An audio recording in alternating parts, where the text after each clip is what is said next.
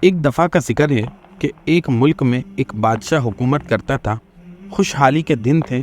ایک دن بادشاہ کی ملاقات ایک درویش صفت بزرگ سے ہوئی۔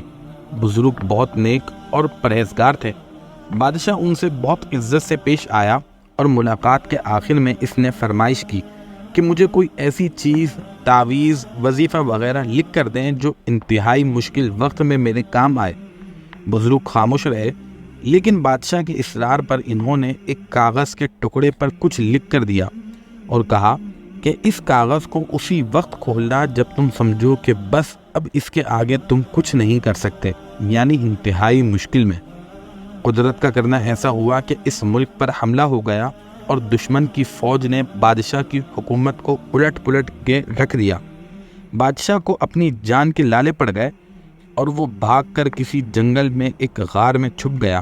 دشمن کے فوجی اس کے پیچھے تھے اور وہ تھک کر اپنی موت کا انتظار کر رہا تھا کہ اچانک اس کے ذہن میں درویش بابا کا دیا ہوا کاغذ یاد آیا۔ اس نے اپنی جیبیں ٹٹولی۔ خوش قسمتی سے وہ اس کے پاس ہی تھا۔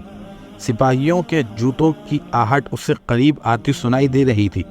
اب اس کے پاس کاغذ کھولنے کے سوا کوئی چارہ نہ تھا۔ جب اس نے وہ کاغذ کھولا تو اس پر لکھا تھا، یہ وقت بھی گزر جائے گا۔ بادشاہ کو بہت غصہ آیا کہ بزرگ نے یہ کیا کھیل کھیلا ہے۔ کوئی اس میں اعظم ہوتا یا کوئی سلیمانی ورد، لیکن افسوس وہ کچھ نہیں کر سکتا تھا۔ اس نے تحریر کو دوبارہ پڑھا، سبارہ پڑھا۔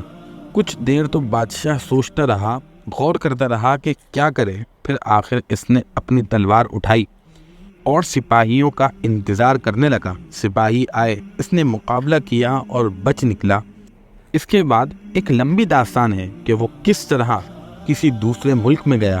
وہاں اس نے اپنی فوج کو اکٹھا کیا، اسے ہتھیاروں سے لیس کیا اور آخر کار ایک وقت آیا کہ اس نے اپنا ملک واپس لے لیا اور پھر سے اپنے تخت پر جلوہ نشین ہوا۔ اس کی بہادری کے قصے دور دور تک مشہور ہو گئے اور رعایا میں اس کا خوب تذکرہ ہوا۔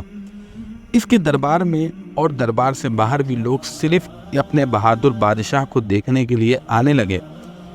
اتنا بول بالا دیکھ کر بادشاہ کے دل میں غرور پیدا ہوا اور وہ اپنی شجاعت پہ اور سلطنت پہ تھوڑا مغرور ہی ہوا تھا کہ اچانک اس کے دل میں بزرگ کا لکھا ہوا فقرہ آیا کہ یہ وقت بھی گزر جائے گا۔